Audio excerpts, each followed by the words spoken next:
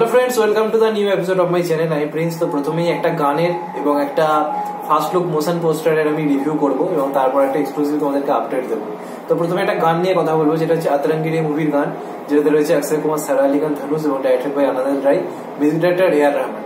তো এই সিনেমার গানগুলো কিন্তু আমার বেশ অন্যরকম লেগেছে এবং এ আর রহমানকে কেন লেজেন্ড বলা হয়, কারণটা হচ্ছে তার সিনেমার যে মিউজিক গুলো থাকে প্রত্যেকটা মিউজিক একটা চেয়ে একটা আলাদা এবং সেরা সেরা সিঙ্গারদের দিয়ে এত সুন্দর সুন্দর কিছু গান বানায়।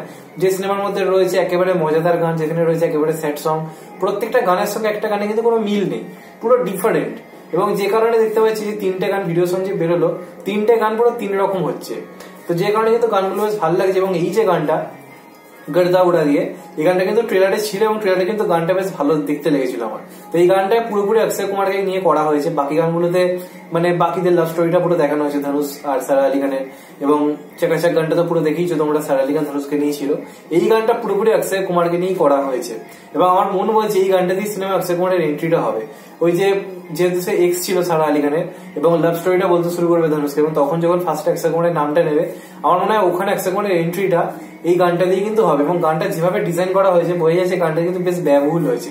পুরো একটা সার্কাসের যেরকম পরিবেশ থাকে, এটা বিরাট গ্র্যান্ড ভাবে বানানো হয়েছে। প্লাস ম্যাজিকের যে ভিএফএক্স গুলো করা হয়েছে সেটা কিন্তু যে বেশ ভালো মানের লাগছে। এবং অক্ষয় কুমার এই বয়সে, প্রায় 54 বছর বয়স, এই বয়সে যে লেভেলের এনার্জেটিক ড্যান্স করেছে, যে লেভেলের সোয়াগ দিয়েছে, জাস্ট মানে ওই মানুষটা ছাড়া আমার মনে হয় না কেউ পারবে এখন বলিউডে। তো সেটা মানতেই হবে। 54 বছর বয়সেও নিজের সেরাটা দিচ্ছে এবং এই বয়সে দাঁড়িয়েও সে এতটা এনার্জেটিক। তো গানটার মধ্যে দেখলেই তোমরা বুঝতে পারবে যে সে কতটা এনার্জেটিক তাকে লেগেছে।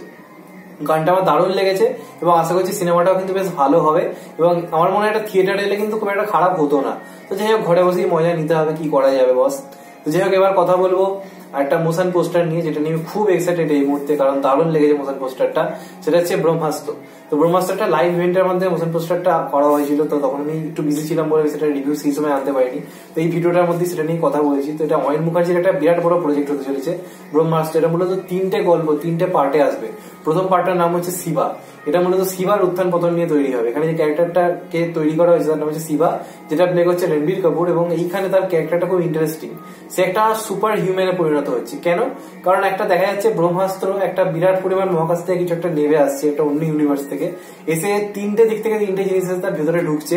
এবং ওটাই রণবীর কাপুরকে একটা বিরাট লেভেলের কোন একটা মানে কি বলবো সুপারম্যান বানিয়ে দেওয়ার চেষ্টা করছে। তো এটা আমি প্রথম থেকেই জেনে এসেছি এটা সাইফাই মুভি, এটা হয়ে চলেছে সুপার একটা মুভি হবে, সুপারম্যান কেন্দ্রিক একটা মুভি হবে, যেখানে থাকবে নাগার্জুন, আলিয়া ভাট, তার সঙ্গে থাকছে আবার নাগার্জুন তো বললাম, বিগ বি থাকবে, অমিতাভ বচ্চন। তো বিরাট একটা প্রজেক্ট। তো আশা করছি দারুণ একটা কিছু আমরা পাবো। আপাতত দৃষ্টিতে মোশন পোস্টার ভালোই লেগেছে। এবার ট্রেলার টিজার না এলে কিরাম লেভেলের ভিএফএক্স সেগুলো বোঝা যাবে না, কারণ এটার যে ভিএফএক্স টা অ্যানিমেটেড বোঝাই যাচ্ছে। এটা তো সিনেমার অংশ না, এটা জাস্ট একটা সিন দেখানো হয়েছে। তো এটা ভিএফএক্স এর সঙ্গে সিনেমার ভিএফএক্স এর কোনো মিল থাকবে না। তবে রণবীর কাপুরকে বহুদিন পর একটা পুরো একটা মাস্ট এন্টারটেইনার মুভিতে কিন্তু আমরা পেতে চলেছি। এদিনই সে একটা অন্য ধারা সিনেমায় কাজ করছিল, কিন্তু এটা একেবারে সে কমার্শিয়াল একটা মুভিতে কাজ করতে চলেছে। বোঝাই যাচ্ছে একটা বিগ বাজেট, একটা বিগ প্রজেক্ট। তো দেখা যাক কেমন হয়। মানে মোশন পোস্টার আমার বেশ ভালো লেগেছে। এবার যেটা নিয়ে কথা বলবো সেটা হচ্ছে জিতের রাবণ। তো জিতের রাবণের পোস্টার আমরা দেখেছি, একটা ভয়ঙ্কর লুক জিতের, একেবারে হিংস্র একটা লুক। তো লুকটা এরম কেন? তো এবার কথা হচ্ছে এখানে কি তাহলে জিতের কোনো অন্যরকম কিছু ব্যাপার থাকবে? তো তনুশ্রীর একটা ইন্টারভিউ সামনে এসছে, তনুশ্রী যেটাতে একটা ইম্পর্টেন্ট ক্যারেক্টার প্লে করছে। তো জিতের নায়িকা কিন্তু এখানে তনুশ্রী নয়, জিতের নায়িকা নতুন একটা নায়িকা থাকছে এখানে। সে এখানে মূলত জিতের নায়িকা, কিন্তু তনুশ্রী চক্রবর্তী এখানে পুলিশের রোল প্লে করছে। তো সে সেই ইন্টারভিউতে বলেছে এটা যে এটা কিন্তু জিতের যে ক্যারেক্টারটা যে এতটা হিংস্র কেন হলো সেটাই কিন্তু গল্পের মূল ইউএসপি।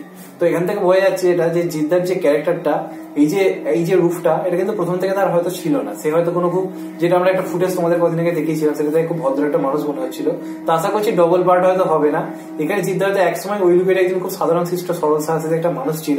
তার জীবনে এমন একটা বিপর্যয় নেমে এসেছিল যে কারণে তাকে এরকম রূপ বেছে নিতে হয়েছে বা সে এরকম হয়ে গেছে।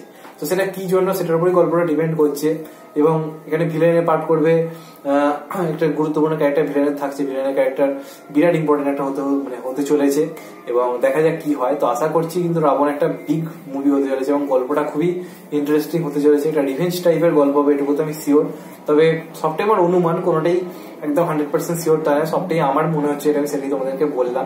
তবে এটুকু শিওর যে জিদ্দা এখানে দুটো লুক থাকছে এবং আগের লুকটা থেকে সেই লোকটা কেন তার ট্রান্সফার হয়েছে, একটা বিরাট বড় কিন্তু গল্প একটা থাকবে এবং সেটার উপরই গল্পটা তৈরি হচ্ছে। তো এটা পুরোপুরি মৌলিক গল্প, যেরকম ধারণা ছিল যে জয় নরসিংহা এবং অনেক সিনেমার নাকি এটা রিমেক, তা একদমই নয়, একেবারে মৌলিক গল্প। তাই এটা নিয়ে কোনো ডাউট রেখো না যেটা একটা রিমেক মুভি, এটাই প্রথমে বলবো। তো এটাই বলা ছিল, তোমাদের ভিডিওটা কেমন লাগলো অবশ্যই কমেন্ট করে জানিও, আর ভিডিওটা ভালো লাগলে শেয়ার করতে ভুলবে না।